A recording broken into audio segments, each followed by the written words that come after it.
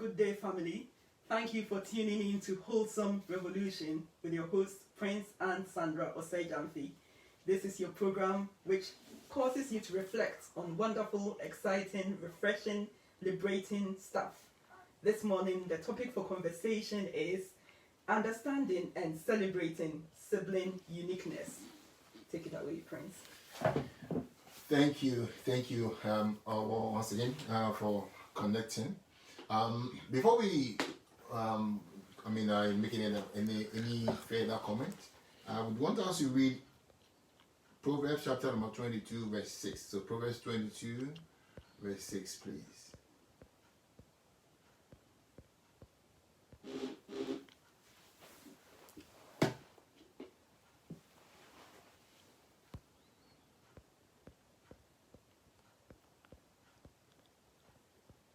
Proverbs 22:6. I read it from the Amplified.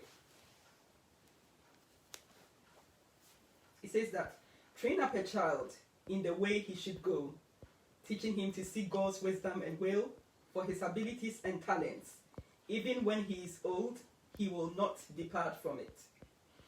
Train up a child in the way he should go, she should go. The King James says so that he would not should go, and when he's old, he will not depart from it. Now, it is very important for us to understand what it is that this scripture is saying in relation to who your child or our children are.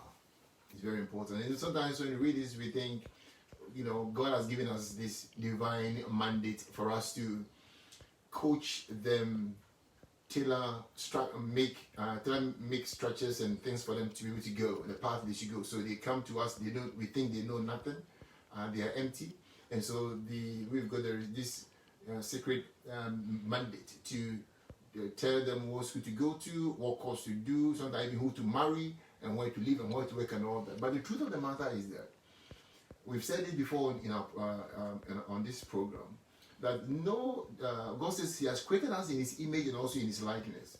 And the truth of the matter is that scripture holds true as far back as when the child is a baby. In fact, before the child became a baby in the womb of his or her mother, that scripture holds true.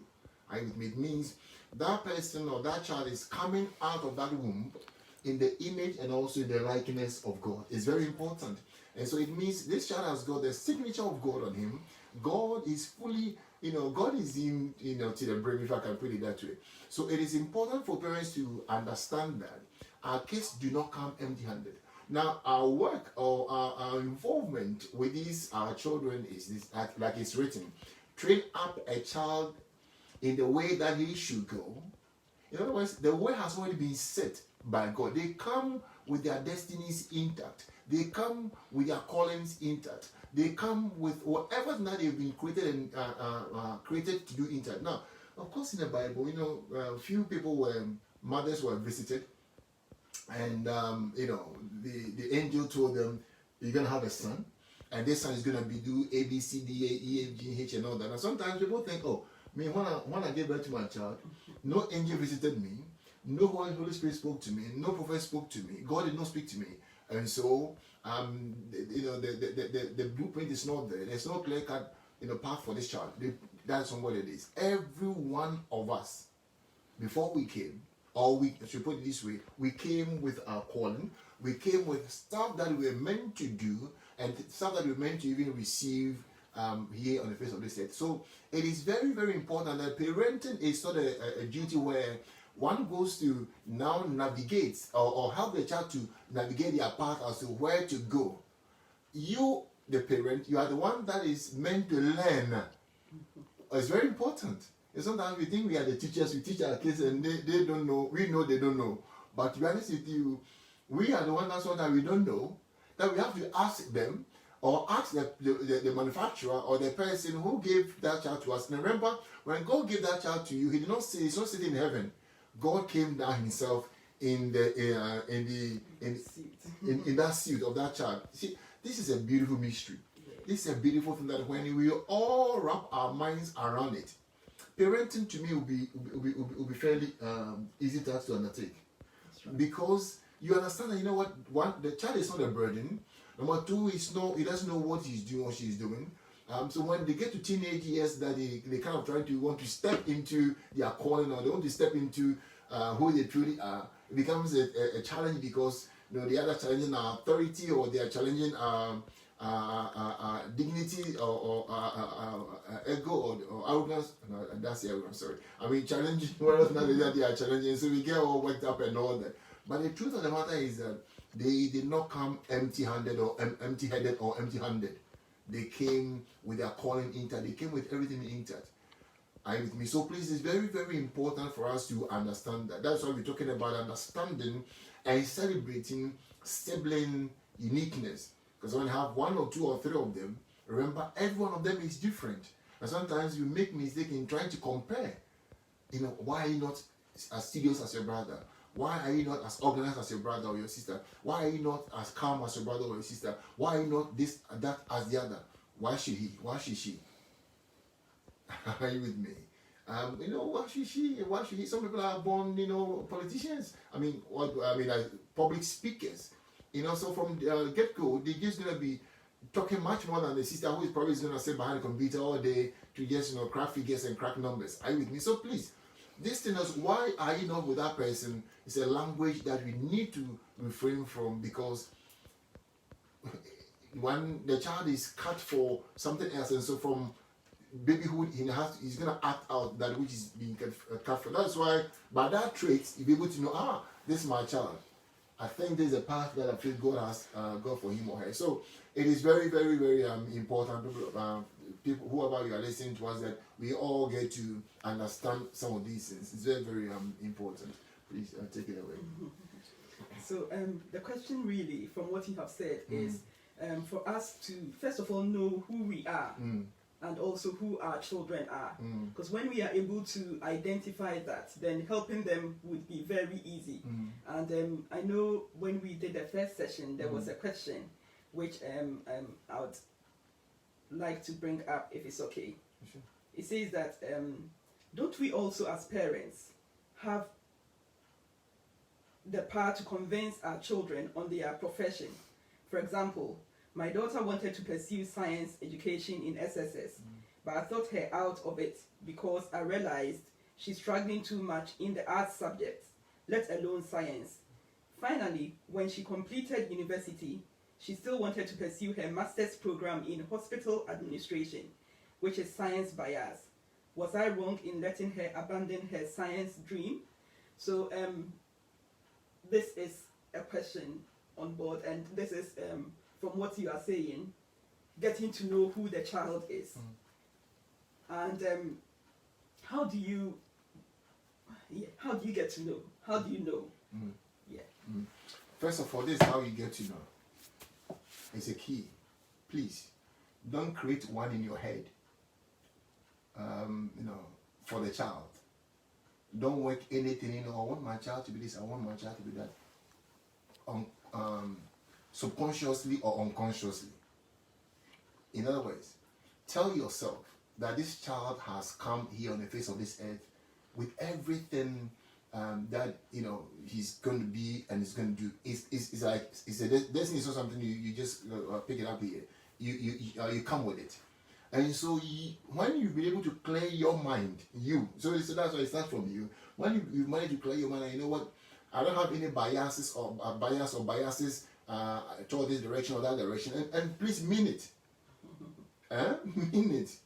Okay, because as you believe here on the face of this, maybe some professional person down the road who drives the best of cars and has the best of houses and all that. And so in your head, subconsciously or unconsciously, you wish that child that has come, or maybe when you're growing up, I'm gonna give birth, my child is gonna be A, B, C, D because the lawyer, this lawyer or this person, So one day you go married and you have a child. Say, thank you, Jesus. I believe to have got one. I'm going to make sure that they live out to be like Mr. A or Mr. B.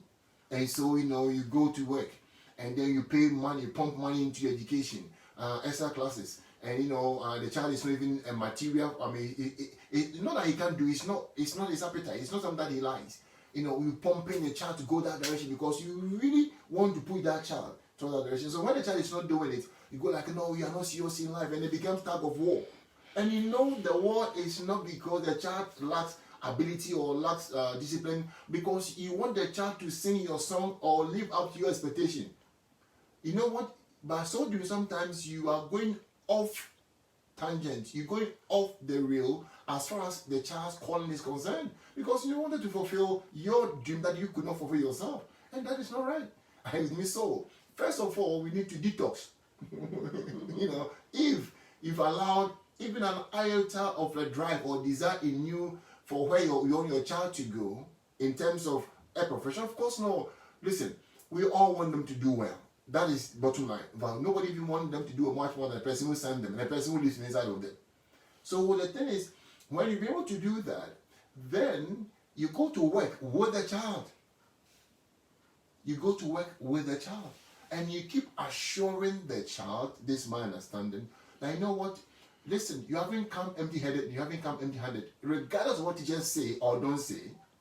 There was a woman who hid her child's grade card from her up until maybe I think primary 6, because she knows better. She says, listen, my child is bigger than her grade card, and so I'm not going to let the school define my child. I'm not going to allow her grades to define her. I will encourage her, I will push her, I will drive her, I will create the environment where she'll be able to know it is good to learn, it is good to be the best at whatever that you do. That alone was enough for her. So that's the path she took. And so what I'm trying to say is that when you be able to do that, not driving your own agenda, not driving whatever thing is, but then sitting the child down and then dialoguing with him or her, you say, you know what, you are a gift from God, and there's something that is in you to help yourself and help humanity. And so we're going to work with that.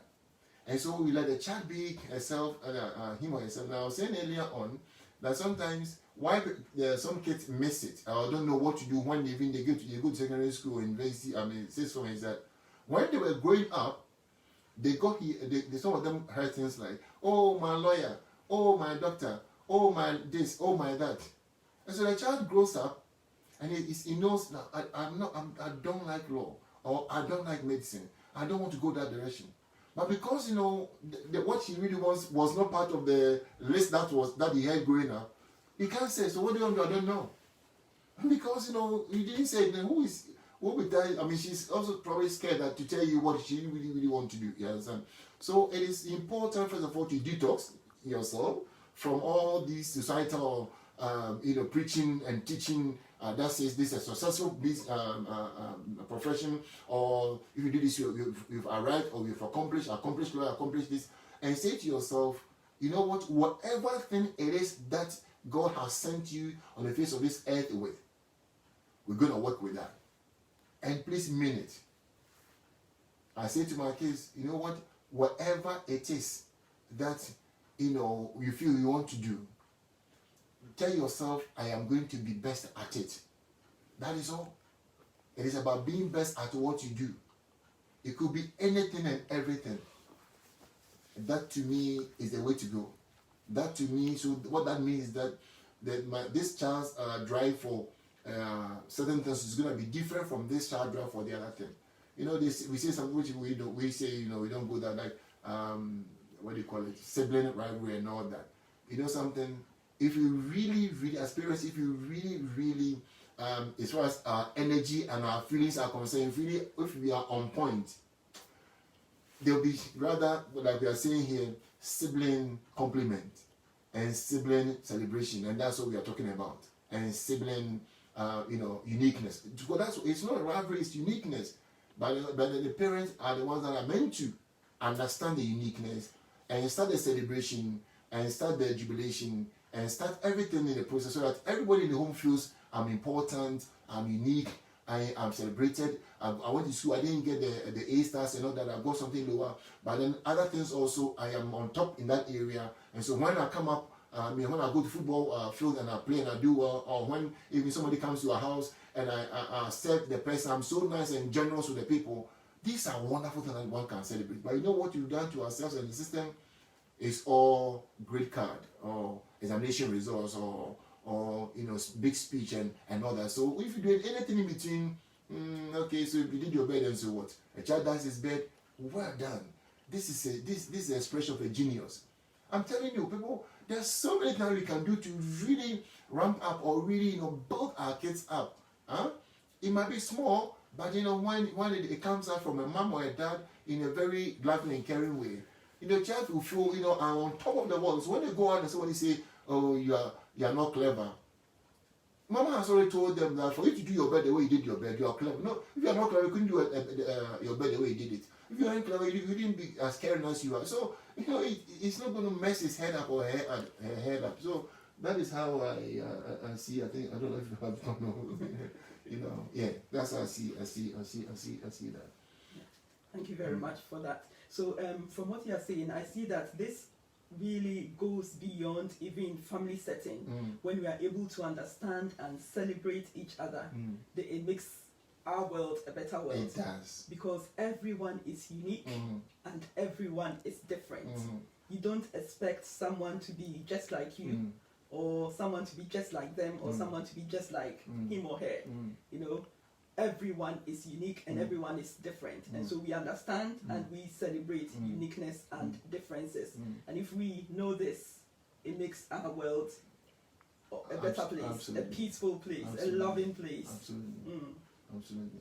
Absolutely. Let me really say, conscious parenting is more about evolution of oneself as a parent, not a raising and development of the child. Let me say it again.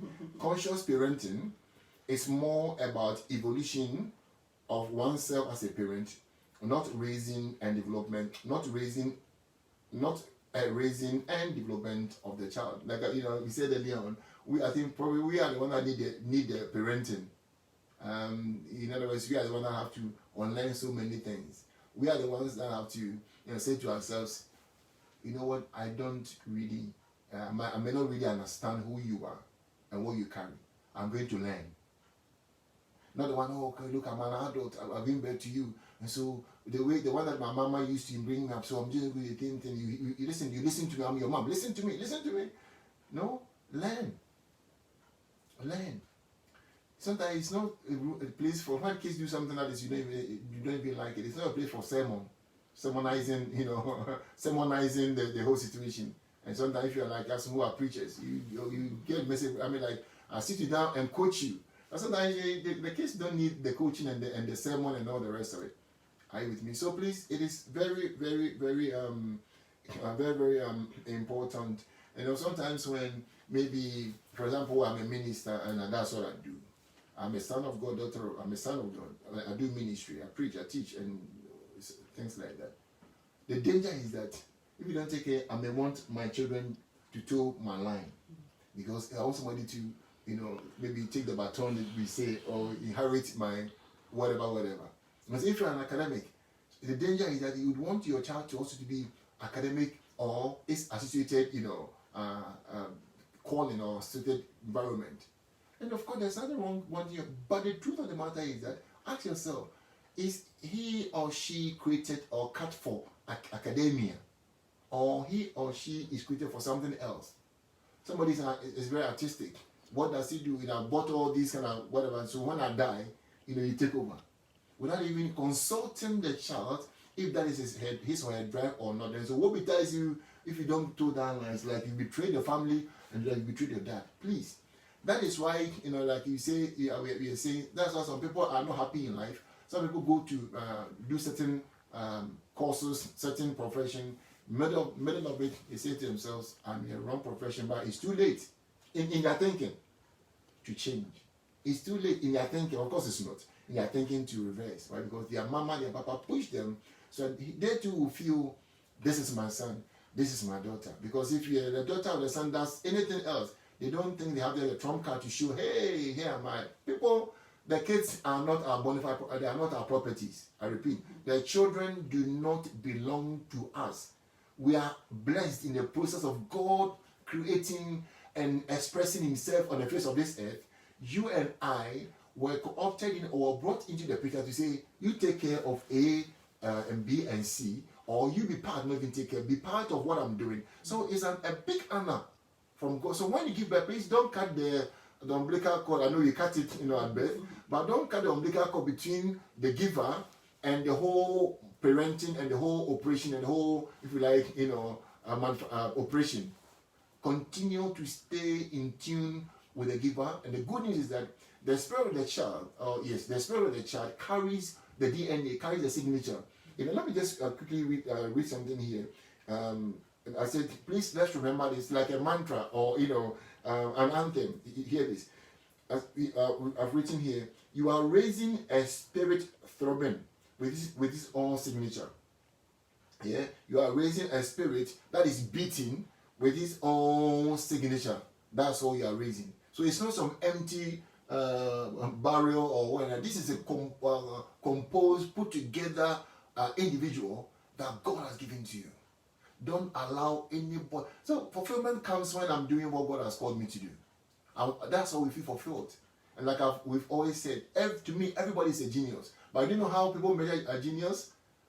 Higher grade on the grade card. A star, A, B, C, this school, that school. Oh, we did a maths and you always get 100%. We did English and always getting this and that. But that is not true. To me, everybody is a genius. And we said earlier on that footballers, most of them probably don't go to university, or some of them, okay, I don't know. And so, because they weren't good at school and all that. But anybody who plays football is a genius. That's right. Anybody who plays soccer is a genius. If anybody who plays American, what do you guys call it, NFL, baseball, or whatever your country, whatever, any game at all, every sports person is highly genius. Because you to be able to outwit your opponent, for you to be able to, if it is not one that's a tennis player, just you and your opponent, for you to be able to every one of them. So can I put it this way? Every one of us is a genius. Yeah. It's as simple as that. If you know how to eat, we are a genius in eating. Mm-hmm. You understand? So we need to, but you see, society don't preach this, society don't teach us this, and then we just limited people to these are the upper class, middle class, lower class.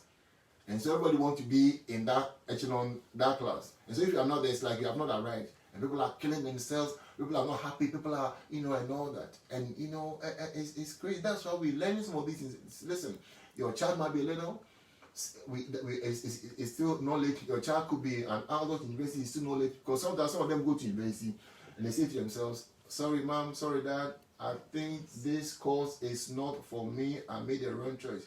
Say, honey, if you think it's not for you, back off, back out. Go do what you feel is right for you. Don't say, oh, how could you be doing this prestigious course? Everybody want to go to that school. Everybody want to be like you. Who told you?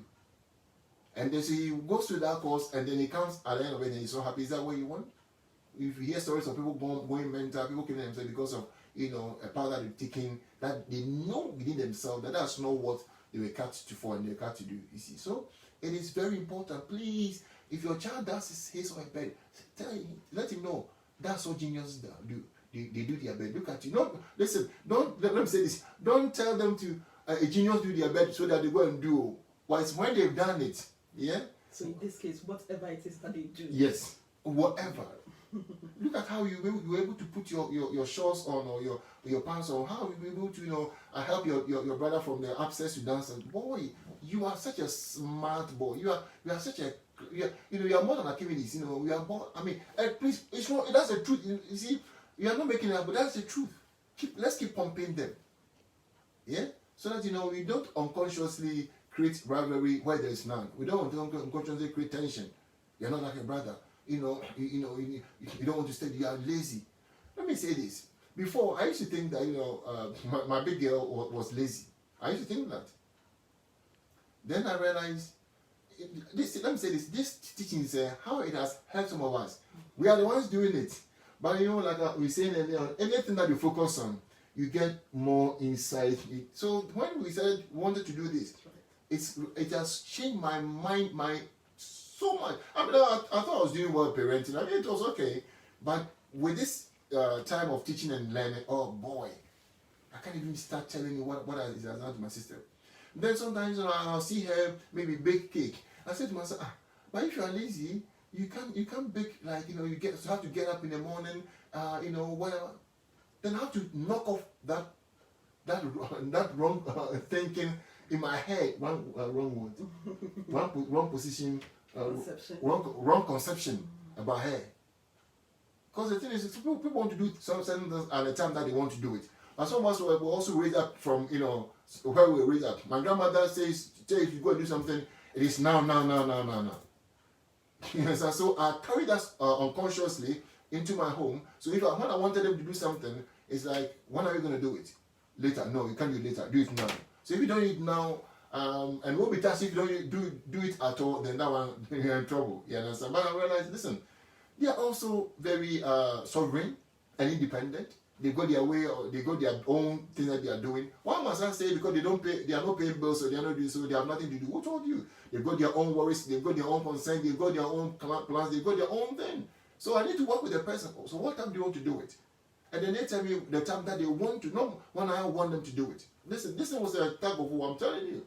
Until, we kind of all unlearned, and then, still learning some of these traits that you're talking about. So your child is not lazy. At least he gets up and he goes to school. Yes, he sleeps longer, but he gets up and he goes to school and he does his work. So there's some things you wrongly bought into that are not thing. You are raising a spirit, with his own DNA and his own signature. It's very, very important as you work. So it's a dialogue thing, work with them and work with them. And say to yourself, I don't know it all, they're going to teach me, so I'll be able to kind of go the journey together. Don't allow the person down the road to inform what goes on in your house. Not even the school, the systems around you. Are with me? Yes, please. Okay, so from the question that came in, so sometimes you can actually sort of direct them. Like, for instance, this particular one where the child wanted to do science, but then the parent knew that, look, it's a struggle in the science, but then at this point in time, you are more comfortable in the arts. So why don't you just pursue the arts? And then probably later on, you could just branch to the sciences, which is a very good idea to sell to your child. And also for those who are doing subjects in sixth form, they don't really know what to do. And you can tell them that, look, what do you like doing? Just do that now. And then probably when you finish, then you can sort of branch or do whatever you think is best for you. But if at this point in time you really genuinely don't know what to do, you know what, from what you have done so far, from your results from previous studies, you know what, you did well in this, you did well in this, you did well in this, do you want to pursue this a little bit further? It's a dialogue between you and your child. So if they want to, that's fine, get them to. But then if on the other hand, the other subjects or the other things that are not too good in, they still want to pursue it, what would you do? Do you still say, okay, go ahead and do it, and then just see what happens? Is it something that would be practical? If the child really wants to, you see, it comes back to the system. Exams to me is not the best method to ascertain or to get to know a person's ability at all. On the day of exams, a person's energy can be low. On the day of exams, so many things can go through a person's mind. So, those of you listening to me, maybe you didn't do well at exams, but your lecturers or your teachers thought you were, not that they thought, but they knew you were so good, but come results, you did not do well at all. Some of you listening to me, you can, and some of us also, we are not good at it. Well, teachers and you yourself, but when it comes exams, you did so well. They were like, oh, so did somebody write it for you? Exam fever and all that. So if the child feels, mama or parents, listen, I didn't do well here, but I know my strength, I know my ability. I know I can crack this. If my child tells me that, I will never stop you. You understand? Because my prayer will be that, when it comes to another exams, this time around you'll be able to, because they need the figures to be able to let you go to the next level, fortunately or unfortunately. So I will encourage that. And if again comes to advice and they don't know what to do, I've said it before. Of course, I've said it, but I'm gonna say it again. This business of them not knowing what to do, most of the time, and I believe that, not all the time, most of the time, because of the environment that we've created. We told them so many times of what we wanted them to do when they were babies. Yeah, so they kind of shelved their own calling and their graces. And so here they were. What do you want to do? I don't know. Truly, what they want to do, that thing that was never a part of the conversation when they were growing up. I want to be a musician. I want to be, I want to go into music. I want to be a singer. I want to be an artist. I want to be this. Those things were, artist, perhaps. I want to be a football. Those things were never part of the conversation. So, if you are talking now, I've got nothing to say, so I don't know. So I'm just going through the system. I go to O level, A level, or whatever the level is, and then on I go. So please, that is why it's so important that the conversation should not be around be this, be that, or be the other. Professor or young professor, but let it be the prophecy. Father, whatever thing you've given to my son or my daughter, whatever his or destiny is, I thank you. Listen, every child is great. Yeah. Every child is successful. That's right. Every child is a genius. Every child is superabundantly reflecting the goodness of God. There's greatness in every child. But system will tell you, you are great, you are successful, you are genius, you are this when your great card is reading something higher and deeper. Please, don't believe that. No, you're in church, so I have to be careful. Don't believe that simple is good. I'm going to say something.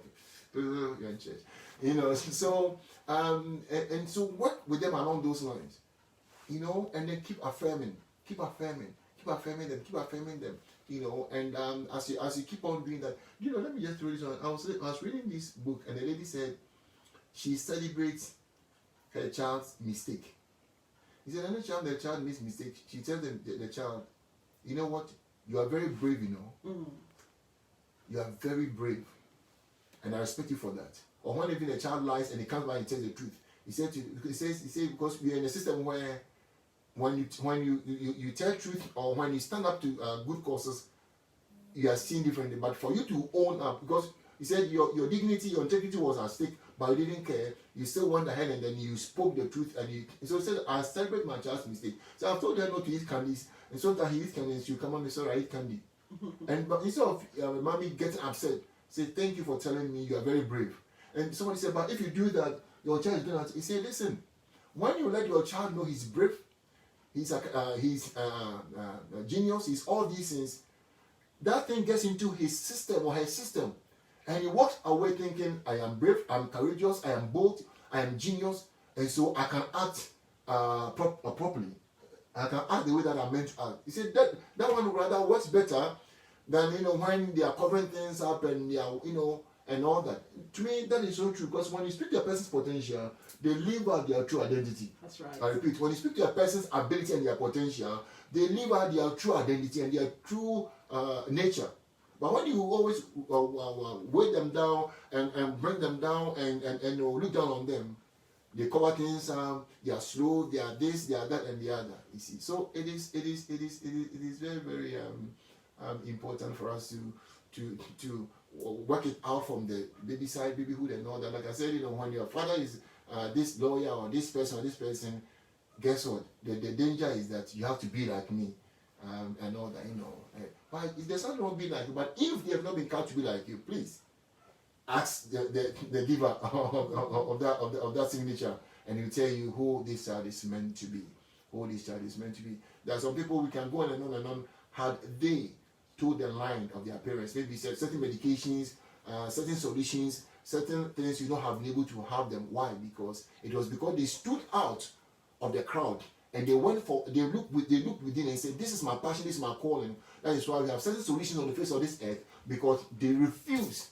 What do we name them? Stubborn. I've stopped calling people stubborn, because stubborn sometimes, most of the time, is just a sense of I hate the status quo, I hate the roller coaster, I hate the rat race, and I'm stepping out. Yay. And when you step out, you are dubbed, you are called some other name. No, the kid is not stubborn. There's something in him or her just say, I've had enough, or I don't like this roller coaster. Why must everybody just get up and go and find 95 work? Must everybody just get up and go and go? Why? Why can't people do what they really, really want to do? So that is my response to that. I love this. Next week, Love it too. yes, so we'll come back again, part 2 of the same topic. It's so much to say and so much to discuss, so much to talk about. Please let the questions flow. Yeah, when you ask the question, then of course it helps us to also dig deep within and also dig deep to find to bring things on the surface for us to discuss. Are you with me? So please, we're talking about parenting. You've done well so far, yeah. But there are things, like I've said to you, I've learned so much myself. I have to revise the notes big time. Some of them, as I said to you, there are things I can't tell you, but I've in my head, no more, we are not going to go there anymore. No, we're not going there because I was wrong.